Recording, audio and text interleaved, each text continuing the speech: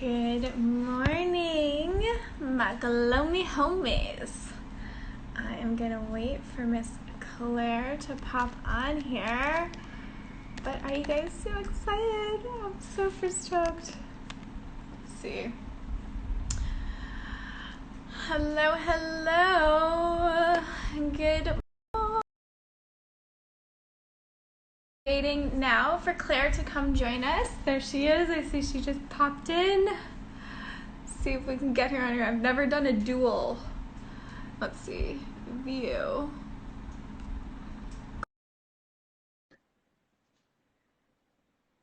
Yes, this is how I wear my AirPods. Is that not how you're supposed to wear them? Hi!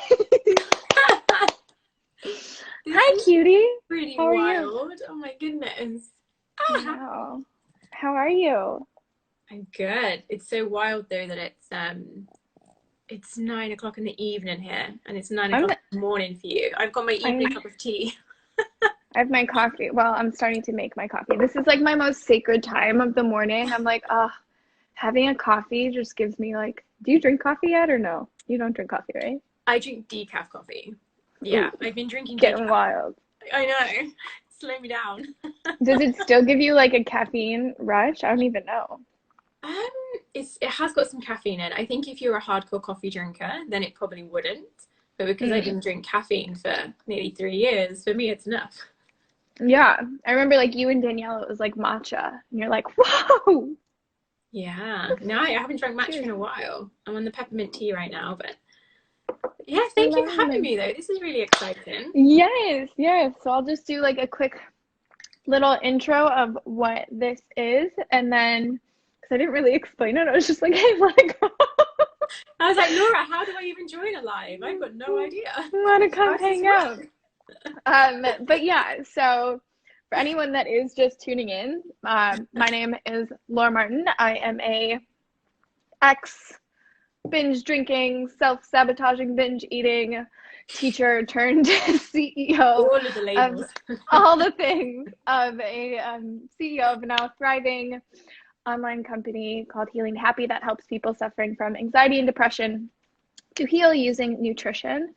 Which sounds like a plot twist, but it wasn't too long ago that I did feel trapped by my addictions, disordered eating, IBS, all that kind of stuff that really just like took away my power and made me feel like shit, I didn't have any confidence, any of that kind of stuff. And then fast forward to the life I have today, which is one that makes me feel confident and alive and empowered and all of that kind of stuff. And that's what I wanted to bring to these happy hours, is just real conversations with real people that have gone through life and have come up with solutions. So that's what this kind of is to bring together people of like, hey, we are humans, we do have human moments, and here's some step-by-step actionable, like realistic things that you can do starting today. And really like from my own journey, I've learned by like podcasts, and like I really love like autobiographies and like learning people's journeys and seeing how they've thrived. And you are one of the people that like literally has changed my life for the better. I mean, just sitting on a beach in Koh Samet, like we just like literally, I was thinking about it before we jumped on this call today. I was like, oh my God, that was like after everyone's like the 30th birthday party, like we're running around in diapers, like had just been on a like straight binger, and we're both like sitting on the beach and we're like, I think we need to change our lives. Like you were just gotten back from like a trip, I think. Yeah. And you were just starting out and you were like, okay, whatever. And I was just like in the midst of my swamps of sadness being like, I need to have a change. I don't know who this girl is, but everything she's saying is speaking to my soul. Like, I don't even know what this is. Yes, that was a really funny time actually, because and it's so funny, I can see people jumping on in the thing. I can see it. Alita, Haley's, and Pree's here. Amazing. Hi, honey. Amazing. But yeah, so I wanted to have you on and just kind of introduce yourself, because this is Claire. She's a semantic therapist, and she runs this beautiful course called Embodhii, and it teaches everyone not only about like how to feel empowered with their relationships and heal the traumas so that they can have relationships with others, but even deeply entwined with your relationship with yourself. And that is something you walk that truth immensely of this like but you do like from the journey of like when I met you on that beach to now, it's just like you went through the waves, you sat in your life moments, and you went through this whole journey. And so if you can just give a quick introduction of yourself and what you're doing. Where to begin? Yeah, I always find this such an interesting thing to do, to try and explain what I do, because it all felt like it unfolded in such an organic, natural way that sometimes for me to even reflect back on what you're sharing now about my story, I'm like, oh yeah, that happened. That was a thing. Yeah, so I mean, my story is similar to yours and different in ways. I think there's that similarity in going from having a lot of challenges, right? This sense that on the outside, I had the great job, I had relationships, I had great friends, I looked like I had it all together. But actually, underneath that, deeper down, I was incredibly conflicted, right? So similar to you, over-exercising, really constricted eating, lots of negative self-talk, my relationships were a mess, obsessive thinking, just a really bad relationship with myself. And when I started doing the work that I now do and adore, which is working with, the mind and the body, similar to you, really centering the body and the mind as one and healing from that place, rather than trying to heal just the mind or just the body, that we need to actually work with the two together. And so when I started taking that approach, things transformed for me so quickly. Like, it is like lighting a match. It was like the body was like, thank God, woohoo, I've been waiting for this. Like, exactly. It was just such a huge shift that happened so quickly and so easily. And I think when we work on our inner world, it ripples out. Right? Oh God, yeah. So much. Like, I think there's so many, and I think people are hungry for it, because I work a lot with relationships, and I have people that come to me and say, like, I'm so glad that this isn't how to get your man or how to fix your relationship, because it's not. It's working with you. And when we work with us, the external world will realign to match the new inner world. Like, it just does. The outer world doesn't stand a chance when you've done your work. That's incredibly true. And it's like, when you like lay that foundation of, okay, what is happening within me and how can I make that step? But so often, and like I did the same thing, I pointed the finger at the external world, and I was like, no, like, you're the one with the issue. Like, it's not me, it's nothing. I'm the victim. Like, I have all this shit in my life. I'm the victim. This is what's wrong. I'm just unlucky. I'm just unlucky. Exactly. Like, this is it. Like, I am not responsible for this at all. So what was what was your aha moment that made you be like, oh, maybe this is, in me, or kind of all that stuff? So what was that for you? Yeah, it's a really good question. And it's a story that I've told a few times about a really dear friend of mine who essentially pointed it out to me, right? I had this lifetime of this string of relationships that almost always ended the same way, in them cheating on me or them leaving. And it was just this constant pattern of like withdrawal and abandonment. And I thought I was just really unlucky. I was like, oh, just really unlucky, that it just keeps happening. Like, I'm just unlucky attracting the wrong relationships. And him and I went out for lunch one day, and he turned to me and he was like, it doesn't make sense that you're a nice girl. Well, there's something going on here. And he was quite spiritually minded and was like, you do realize when things happen multiple times, that's like a pattern, right? I was like, what do you mean? Like, what do you mean a pattern? And that started off the whole journey for me, because I was like, well, logically, if something's a pattern, then it can be broken, right? That's logical. If it's a pattern, you can break it. So in that moment, I went from being this powerless, unlucky victim to these circumstances to actually like, oh, well, hang on, that means I have some choice and I can actually make some changes. And it was a really empowering lunch. That's incredible though. That's incredible though. So what is your first step in taking back your power and being like, yo, like, I'm not broken, it's not these people, but what was your first step of Because it wasn't like you woke up and you're like, I'm a semantic therapist. Like, no. So your question is like, what was my like healing journey? Yeah. So I had tried a few things before I really even understood what my challenge was. I tried things like hypnosis and reading books, and what I found was like it would work in the moment, and then give it 20 minutes and I found myself behaving the same way, right? Being super sensitive, like really hyper vigilant, and like really watching people's facial expressions and jealousy, just a lot of comparison and not feeling good enough. I would say my first step in my journey was meditation, right? Meditation to me was like finally getting to step aside from my bullshit for a minute. Like just being like, there it is, and I can step aside from it. I don't have to be in it. And that was huge. But then what I also found with that is it took me so far, right? Like it gave me all the awareness. And so I had this, and I hear this from people all the time that go to therapy and have counseling. They're like, I understand my stuff. I get it. I get where it comes from, but I still can't change it, which is what I experienced. Like, I was like, great, I've got all this awareness from meditating, which is amazing. But in those moments when I'm triggered, when my partner's going away for the weekend or they're sat there on their phone, I'm still powerless to the same responses and reactions. And that was when I stepped into embodiment work, to actually start shifting the patterns rather than just being aware of them, because that's a really frustrating place to be.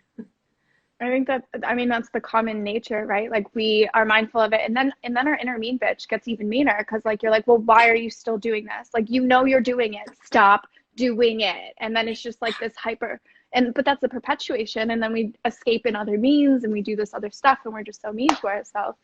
So maybe it would help people to better understand explaining semantic therapy and kind of how that all works.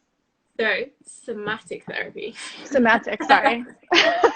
First off. English. It's like, do I call around on it? I was like, I've got it.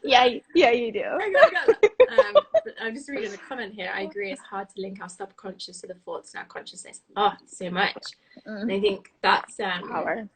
Yeah, and I think that's the thing. Like, I think when we work with the mind, on most of the approaches and most of the tools work with the conscious layers of the mind, right? Some might take you a little bit deeper into like the hidden beliefs, but typically we're only aware of what we're aware of. That's the conscious, right? Like we're aware of that. And the work I do as a somatic therapist is we go down into the subconscious of the body, because the body stores our story, right? Like our nervous system is patterned according to experiences we had. So how safe we feel, if we are in the world seeking protection, or are we in the world seeking connection, right? Like, ooh, I like that. Say that again. Yeah. I did this as a live this morning. Like, are we patterned for connection, or are we patterned for protection? And if we're patterned for protection, we can misinterpret so much around us, right? Like a door slamming to someone that's patterned for connection is just going to be like, oh, the wind got it. Like, it's no big deal. But to someone that's patterned for protection, suddenly this narrative gets created in their head that, you know, I've done something, they're angry at me, and suddenly, I'm getting some really cool hearts blowed up across the screen. Are you seeing this? Yeah. Like, whoa. People like what you got to say. It's like a little like confetti bomb of hearts. This is amazing. So basically, somatic therapy, this is too much. Somatic therapy works with the body, right? Like an example would be for any like yogis out there that have sat and done yin yoga, where you hold a posture for so long and you get into the deeper layers of the tissue. Oh my God, I sob every single time I do yin yoga or cycling classes, because I'm opening up my hips, where I'm just like, I'm in cycle class, spin class, and I'm like that weird, they're like doing like Thai hip hop, and I'm like in the back sobbing. Yeah. And that's the amazing thing, right? Is that we can, with somatic therapy, we can actually release and not even need to, the mind wants to attach a narrative. And typically when we attach a narrative, it can be harder to shift. Whereas if we can just be present and in the body and use approaches to actually just process what is there, we can actually clear a huge amount of stuff from our body, and then it's just not there as a trigger. It's kind of magic. It really is. It's so magical. It's such a release too. And I mean, I'm sure if people are following both of us, they've probably watched that documentary Healed on Netflix, where it's kind of like it manifests in when you're holding on to this trauma. Like we usually say like, hey, like these autoimmunities or all this kind of stuff. And like for me, my depression was held in my gut due to like the whole gut brain connection stuff. But like that is where I was holding stuff. And then, I mean, you know, I was missing my period for 5 years, and like it was all this like womb trauma. And then I feel all that stuff in my hips. It's incredible, you know, once you can kind of tap into all that stuff. And the body is always trying to communicate, always, always, always. But we live such a life where we're trying to escape that or mask it, or here, let's suppress it, or here, take some pills, or here, drink this away. And we're all trying to run this race. But when you actually slow down and you let the messenger catch up to your body, and it was like, hey, I was just trying to let you know, if you just like sit for a second, we're good. But so many people are afraid of it. Hard to do, right? Oh my God, I still suck at it. So hard. I can see one of the beautiful ladies I did my training with was on, Juliet's on. We did our somatic therapy training together. And you know, a big part of that training is learning how to create a container for your own feelings, right? Because you know, when you start working with other people, you need to first be able to hold your own container. And so that means being able to sink down into the discomfort. Because I think, as you said on your video earlier, when you have this discomfort and these emotions in the body, the tendency is to numb it out, to escape it. Where what we need to do instead is learn to start it bit by bit. Like, you don't want to dive right in straight away, but take bits as and when you can to start widening your capacity to be with what is. And the more you can do that, the more you're going to be able to stay present and not need to escape. Agreed. And I feel like so many people now in this moment, like we're all in a Vipassana we did not ask for, right? Especially like, it's so true though. Like, and a lot of people that I'm seeing that come into like my tribe and all that kind of stuff are overeating, are drinking more than they thought. And they're like, well, this is just like, this is what we're doing. And what I'm trying to invite people to do is like, no, like this is your triggered response. Get curious about it. I'm not saying you have to shift the pattern right away and like strip all your comforts and like sit there being raw. But so what are some ways that you think would be a safe space of inviting up these things, you know, getting a little bit curious and all those kind of practices? Like, what are some ways people could explore a bit? That's a good question. My goodness, what a great question. I would say firstly, I love the word curiosity. Like, that's huge. And I know that was something that has been huge for me around having any big emotional responses, being able to approach them with curiosity, right? Because when we have curiosity, it stops being this big scary thing that we're pushing against or trying to get away from. And instead it's like, what's going on here? Like, what is this? And I think that's a really powerful way to approach it. One of the things I would say is a really kind of manageable step into beginning to build more of a somatic awareness. And somatic just means body, or body awareness, and beginning to understand how the body and the emotions are connected is just checking in through the day, right? Like, even put in an emotion to a moment. Like, what is the emotion? Think how often we go through a day and we're not really aware of what we're feeling. We're often caught in thought, not feeling. So even just being like, oh, how am I feeling right now? Oh, I'm feeling angry. Okay, where in your body can you feel the anger? And just starting to see if like, oh, I can feel the anger in my stomach. Okay, like add some more descriptions to that. Like what would that look like if it looked like something? Or what are the textures that can be described?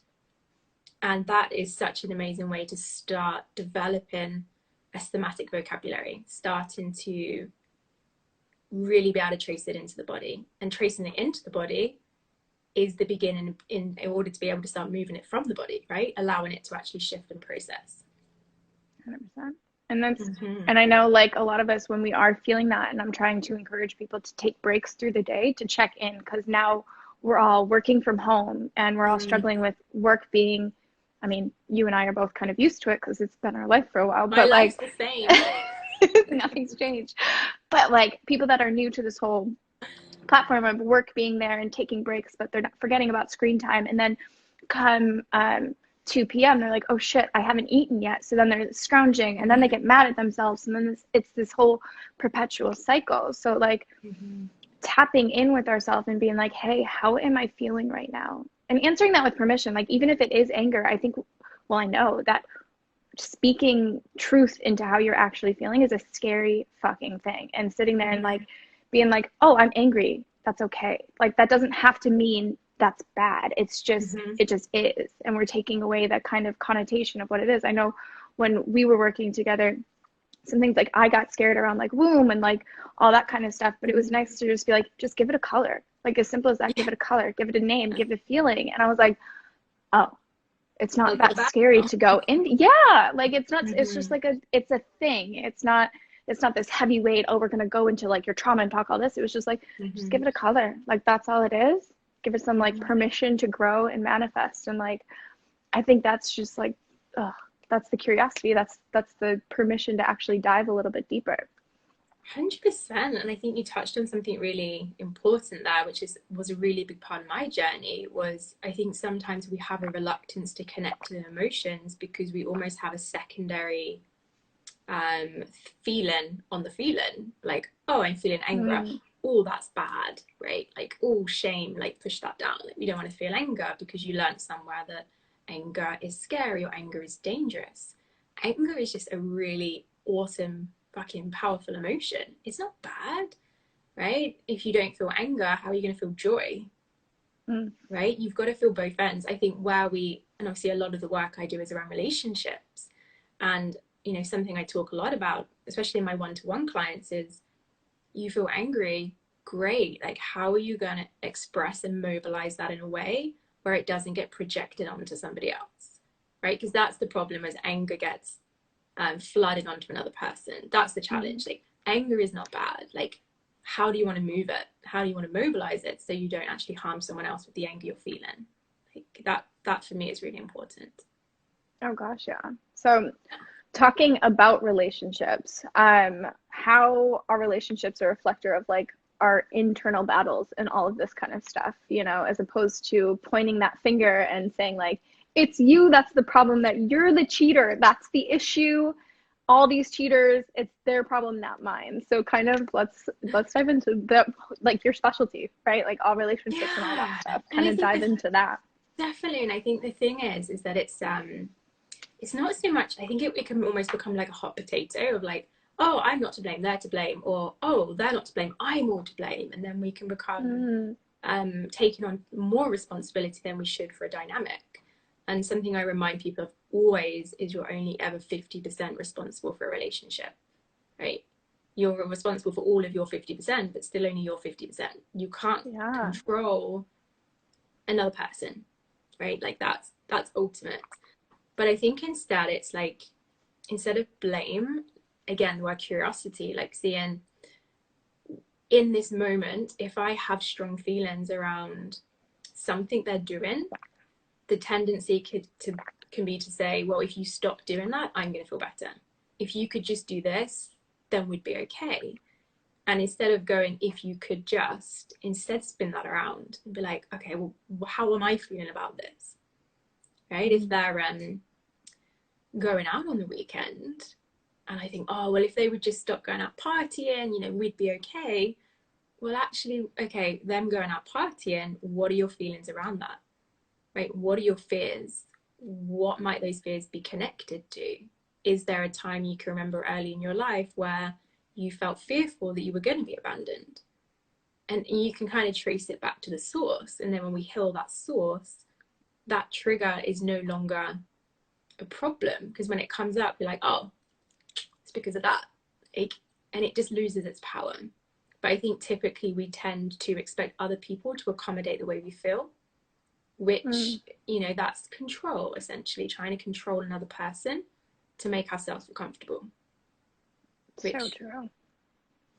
Isn't really what we want.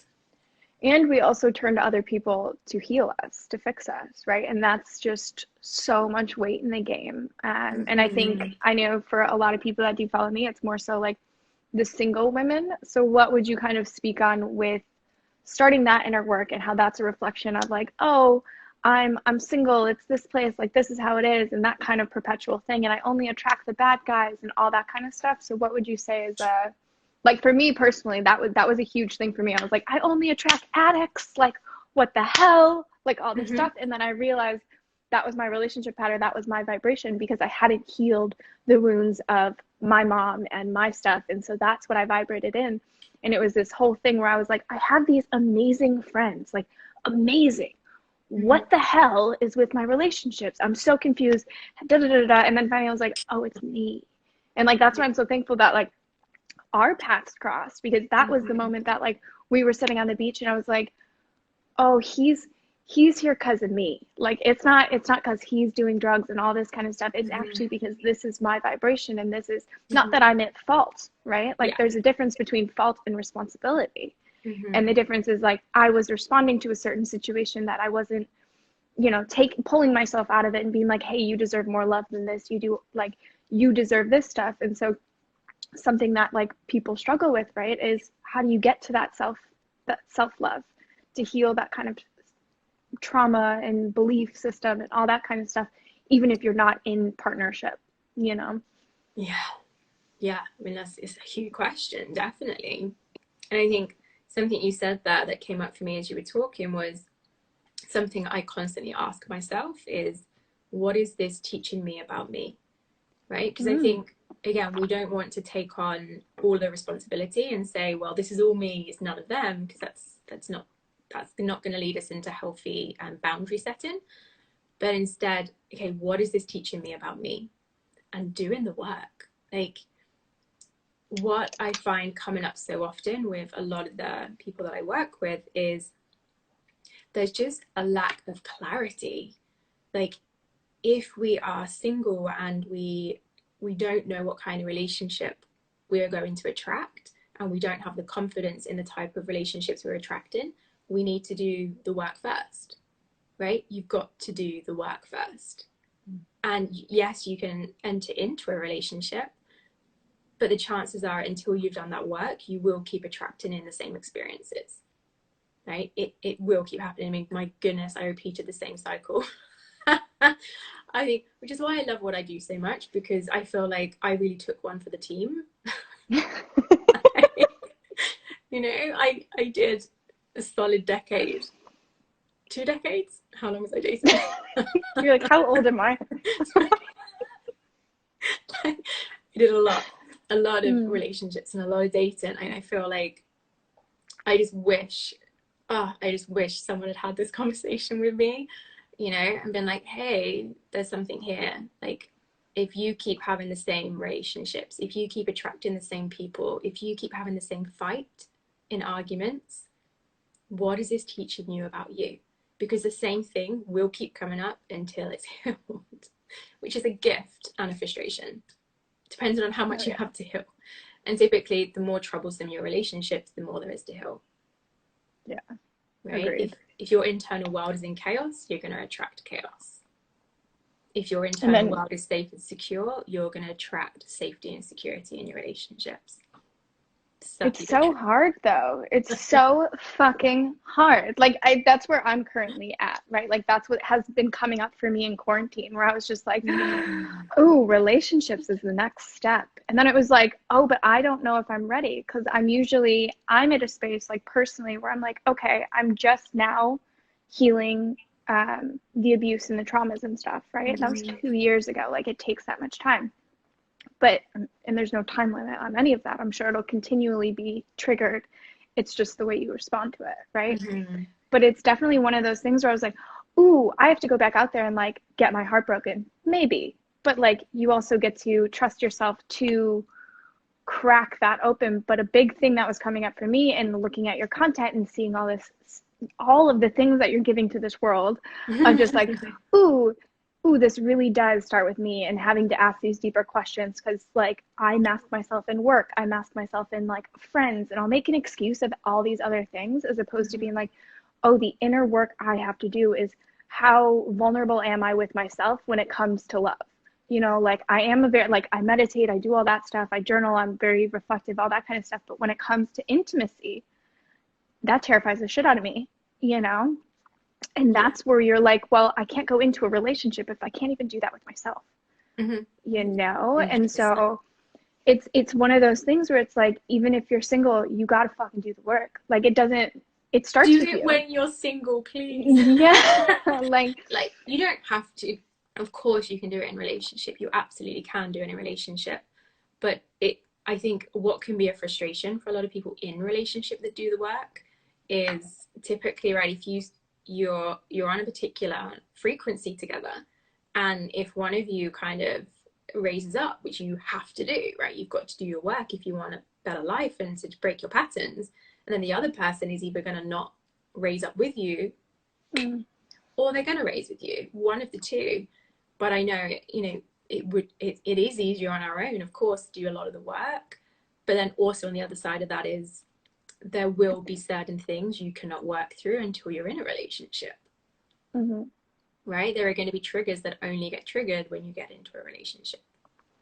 So what are some suggestions you have? Like some people in my program actually are coming to mind, is like those that are trying to elevate themselves and they're feeling the need. And maybe like I don't push anyone in, you know, anything really. I just try and give higher suggestions, like, you know.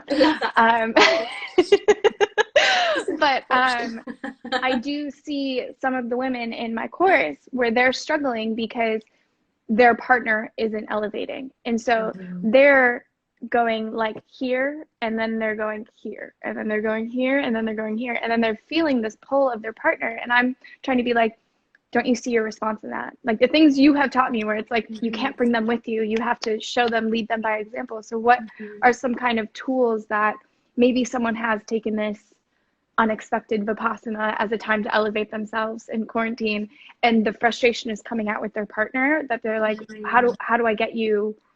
So what kind of, do you get my question? Like, how do you encourage that, or like suggestions for them to like? That's a hard one, because honestly, I don't think the answer is what people want to hear. Is that, I mean, it's my belief that each person is responsible for their own growth and their own journey. And typically, if in my experience, if pressure is put on a partner to change, that's going to create, you know, resistance, resentment, and challenge. But also what I have found typically is when one person changes, it does naturally ripple out and have an impact. Like if you start working on you and the way you communicate and the way you set boundaries and being able to fill up your own cup rather than seeking it from the other person, if you do that work, the relationship is going to change positively tenfold anyway. Right? So it might not even be that you need the other person to change, but by you growing, that will have an impact on the relationship in a positive way. It just will. Like it's quite amazing to see it. Agree. It's a domino effect. And I think like when you do start to change, there will be people that will try and kind of belittle you, or like try and bring you back down to their level so they feel a little bit more comfortable. But the majority of people will start to get curious, and they'll be like, ooh, so what are you doing? Like even my brother one day was just like, when he saw me like doing my morning journaling, he's like, so what's that morning journaling thing you do? Mind you, like he doesn't do any, like he thinks I'm nuts, totally thinks I'm nuts. But he was just like, so what's that morning journaling thing that you do? Like what is it? And I was like, see? Like, yeah, it really does shift. If you just do things unapologetically and live the way you want to live, and then it's up to other people if they want to take that on board or not. But yeah, I think when we try to get someone to do something, it's a losing battle, in my opinion. It doesn't mean to say you can't maybe try. It depends on your relationship dynamic. But I know for me, what's always been really powerful is just unapologetically being me. Like you said, like sitting in front of your brother and journaling. not with the intention of influencing him, but simply because that's you embodying your way of living. And that is going to naturally inspire people around you to be curious and be like, right, like, she's changed, what's she doing? Like, she's not chewing everyone's head off and taking a bunch of tequila shots. What's this? Exactly. Because I think when we change, we can almost be a bit embarrassed about maybe the tools we use. I know you're the one that said it to me. Me and you sat down one time and I was like, we were in your condo and I was like having this frustration of feeling like all my different lives were connecting, and you were like, it's like your coming out party, but like for your spirituality. And I was like, I use that line all I don't the time remember now, saying that, but it sounds cool. It's so true. You said it and I was like, oops. There we go. Oh my god. Yeah, it could it's be accurate hard. though, Like, because it's one of those things we go ahead. Oh, we get a delay. Yeah, I remember with meditating. I remember how much it helped me so much, and I was in a relationship at the time, and I used to like run away and like meditate quietly, like hope no one would catch me. Because like, to me at the time, it just felt like this like really alternative. I didn't know anyone that meditated.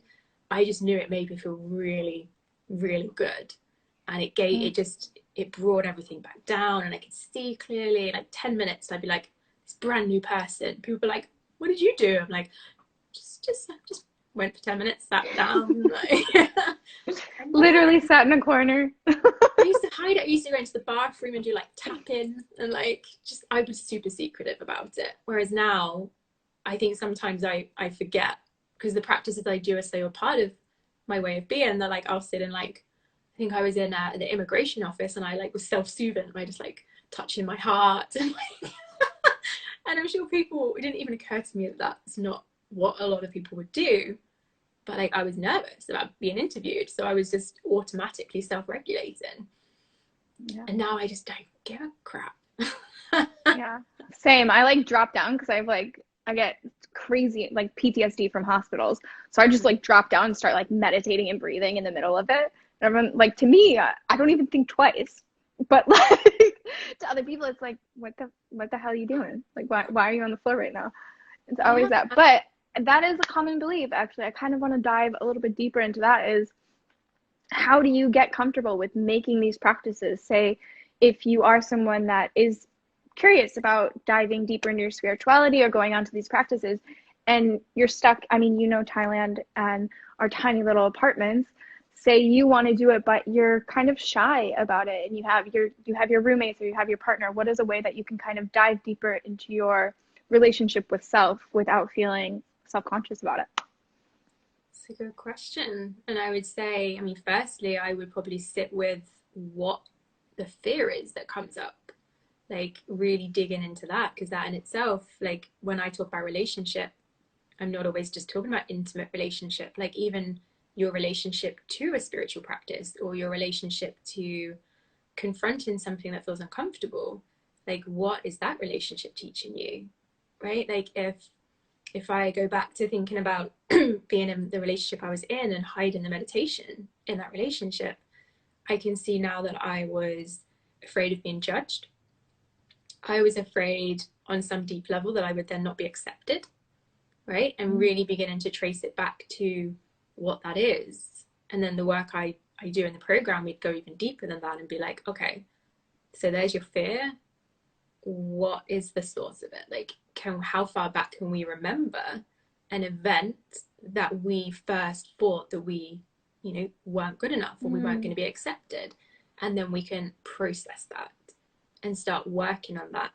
And as we do that, we start to have a different relationship to the thing we were originally afraid of doing, right? Because we understand that I'm not going to be rejected from the tribe because I meditate. Like, people that love me aren't going to give a crap.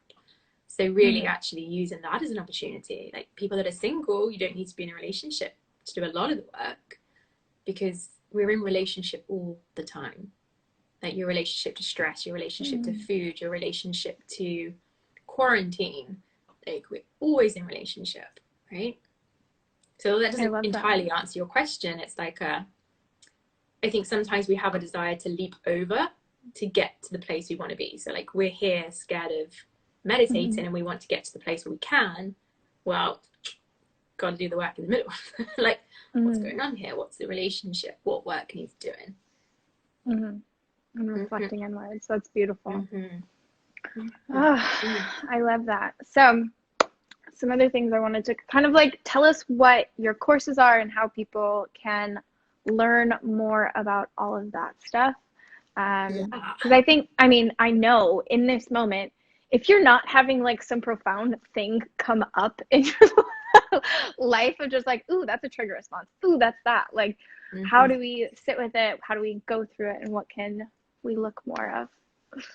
Yeah, of course. So first, what I like, something that I feel really strongly about talking about before I kind of introduce my offers is there is no quick fix, right? There's no quick fix. There's no magic bullet.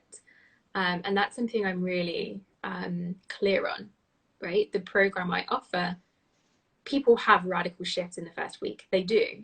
And yes, there are huge shifts throughout and it's amazing. But you don't get to the end of week 6 and you're like, I'm healed. It's not how it works. You know, you're going to go through and you're going to get a lot of awareness and you're going to get a lot of tools in order to break your patterns, right? Like how to know what your patterns are, how to break them, how to create new ones that support you in relationships. But it takes time. And I know this is aligned with your philosophy, Laura, like anything that suggests there's a quick fix, I would walk in the opposite direction of, like rapidly, because I don't think there is such a thing. It's a process, it's a lifestyle shift. For the deep, sustainable healing, it takes time, right? It takes time. Having said that, in a 6-week program that I offer, but yeah, so I do offer an online program. It's 6 weeks. It's self-paced. It's online, and it gives you all of the tools. So if you're someone that has hypersensitivity, insecurity, low self-worth, obsessive thinking, and you find that ripples out into where you are in relationship, then I do offer a 6-week program. But what I would say to start with, if you go to the link in my bio and join the Facebook group, that's where I would recommend starting. Each week I do free trainings, and I would always say to somebody to dive in there first, hear some of my messages, right? See if it resonates, see if it connects. And if you feel called, there are plenty of links in the group. So that's where I would recommend begin. And if anything I've said resonates, that's the place to go. So free training coming out of years. Well, yeah, I mean, it's a broad, I think, you know, there's a lot that we could talk about in terms of the somatic therapy, because what I've done is I've combined the somatic approach to healing relationship patterns. So there's a lot there, but the people that typically come to me are people who have had repetitive relationships that they find incredibly challenging, right? They find their relationships hard. They find that they keep ending the same way, or they're having the same destructive patterns, and they want to break those patterns. And a lot of the approaches work just with the mind, and it doesn't work.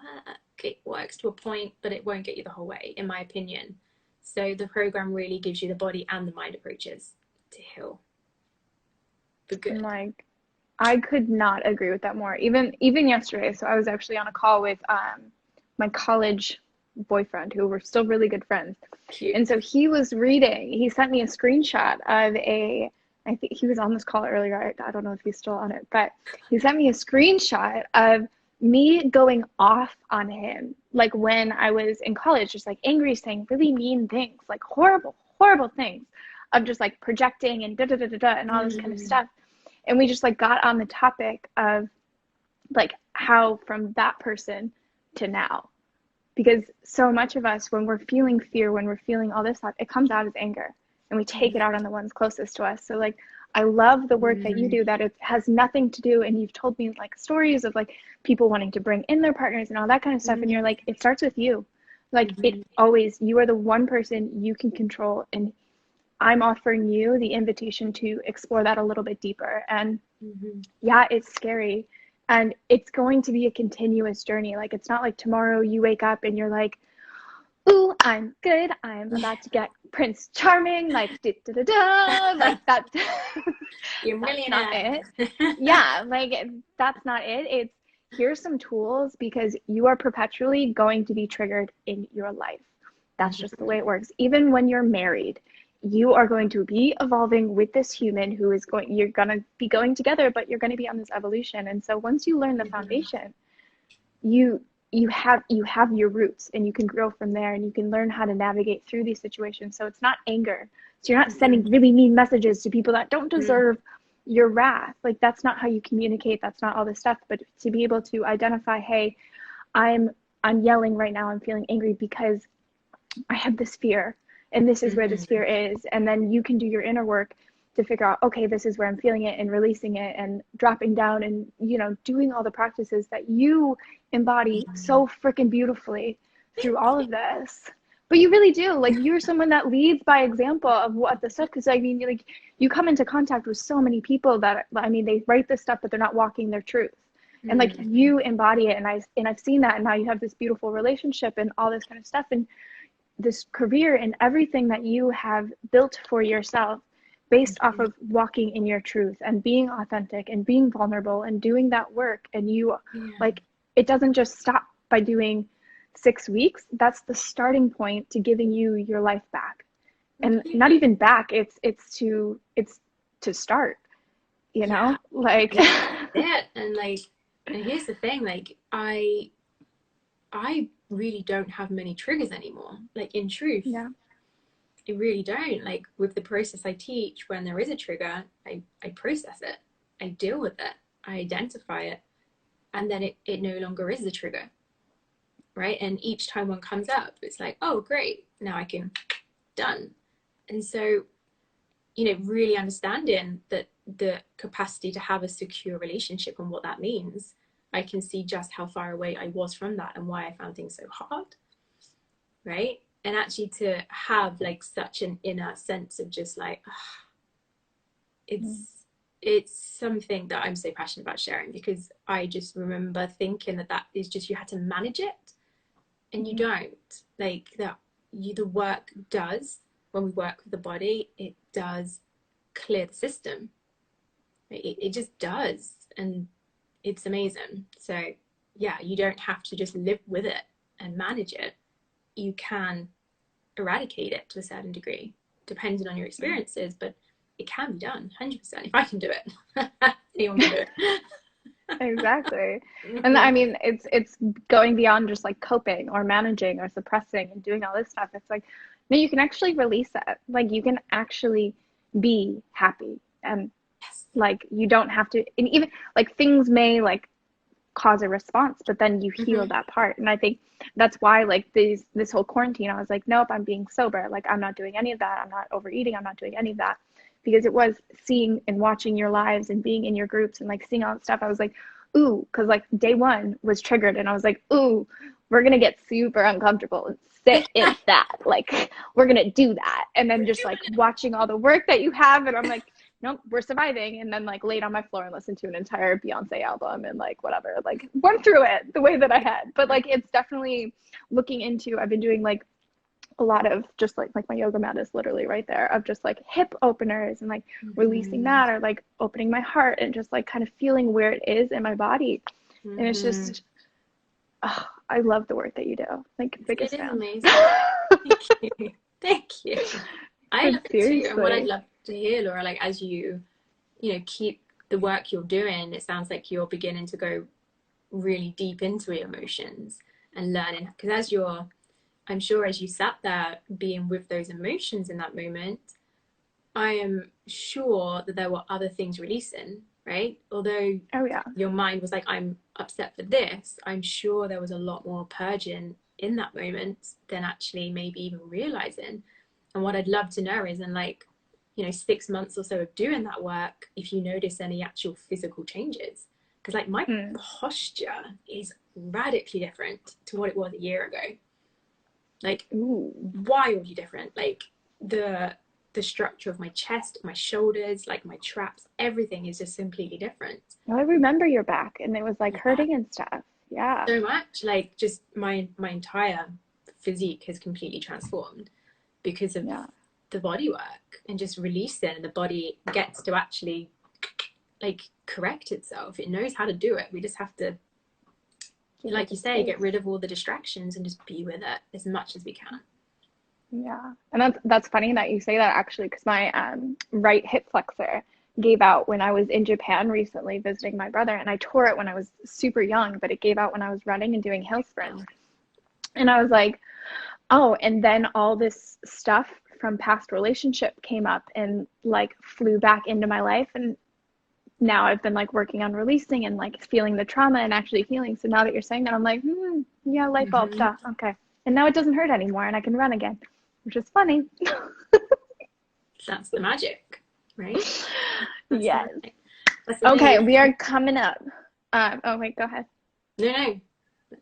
I wanted to ask you 3 questions. Oh gosh. I'm gonna try implementing these 3 I'm like trying to make this like a podcast thing. I'm like, okay, so what does happy mean to you?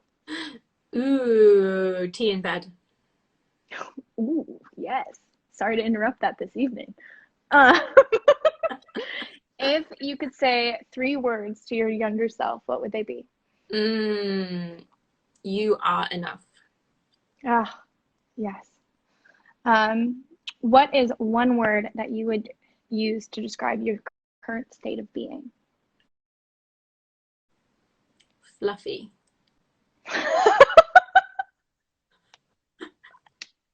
It's the first word that came, and I have to be the right one.